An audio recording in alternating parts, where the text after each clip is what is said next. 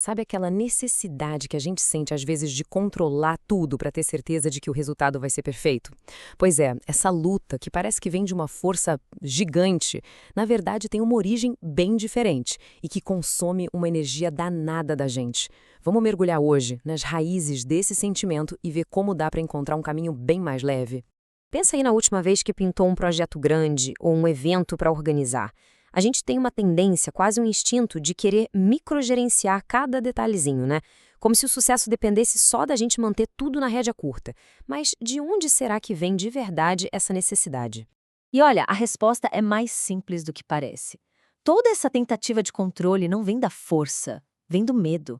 E é o medo mais básico que existe. O medo de falhar. O medo de que as coisas simplesmente não saiam do jeito que a gente planejou. Mas não para por aí, não. O buraco é mais embaixo. Porque não é só sobre o resultado em si, mas sobre como as pessoas vão nos enxergar. É o medo do julgamento, sabe? Isso faz a gente querer controlar cada vírgula para tentar proteger a nossa imagem.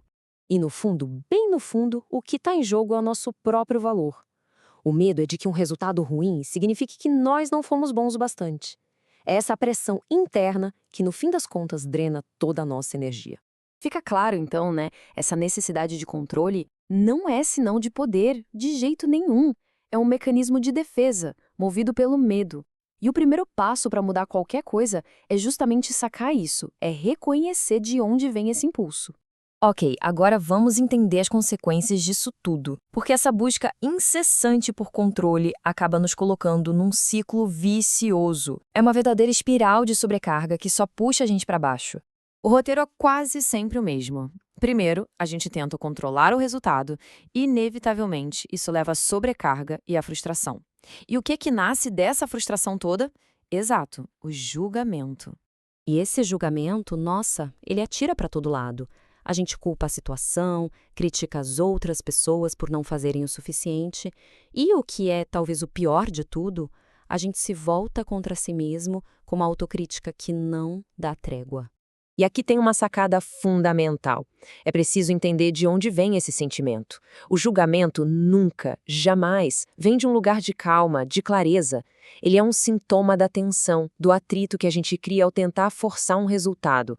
A paz simplesmente não produz julgamento. Mas e aí? Será que existe uma alternativa para esse ciclo? A análise que a gente está vendo aqui mostra que sim, existe um outro lugar de onde a gente pode operar. Um lugar de maturidade emocional que é capaz de quebrar essa espiral. A diferença é crucial. A tensão vem do apego, daquela necessidade de se agarrar ao resultado final. Já a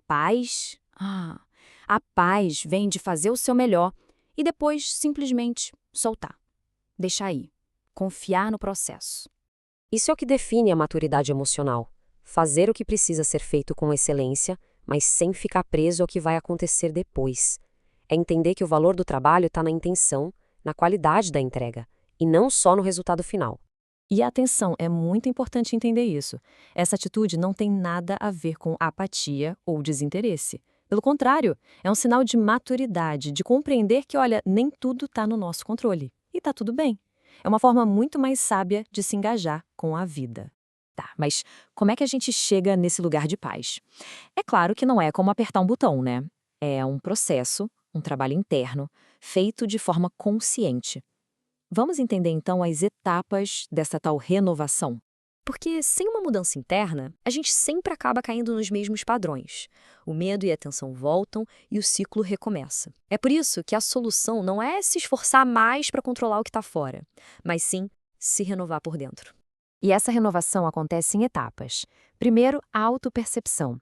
É começar a notar quando o medo e a necessidade de controle estão dando as caras. Depois, a autorregulação. Aprender a acalmar essa tensão interna. E, finalmente, vem a escolha de responder de um jeito novo, em vez de só reagir no piloto automático de sempre. E qual é o resultado de todo esse trabalho interno, afinal? A experiência de vida, ela se transforma. Vamos ver como essa mudança de chave se manifesta no dia a dia. E essa é, talvez, a parte mais poderosa. Os desafios, as incertezas, os problemas, tudo isso pode continuar igual lá fora. A grande virada é que a nossa reação a tudo isso muda. A gente olha diferente, sente diferente e, por consequência, responde diferente.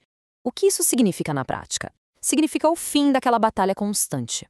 Sabe aquela sensação de estar sempre nadando contra a maré, empurrando uma pedra morro acima? Ela simplesmente se dissolve e dá lugar para a aceitação. E quando a gente para de lutar, a gente começa a viver de um outro lugar. As nossas ações passam a fluir não mais do medo, mas num espaço de calma, de presença, de verdadeira consciência. No fim das contas, tudo se resume a isso. A vida se torna mais leve, sem aquele peso do resultado nas costas.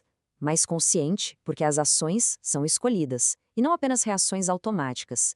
E, acima de tudo, mais livre. Livre da prisão do medo. Então, essa análise toda nos deixa com uma reflexão final, uma provocação. Diante da pressão e da frustração, o nosso instinto quase sempre grita pra gente fazer mais, se esforçar mais, controlar com mais força ainda. Mas, e se essa não for a resposta? E se a verdadeira solução não estiver em adicionar mais esforço do lado de fora, mas sim em começar uma transformação do lado de dentro? A proposta é essa. Talvez o caminho para a liberdade não seja controlar o mundo, mas sim renovar a si mesmo.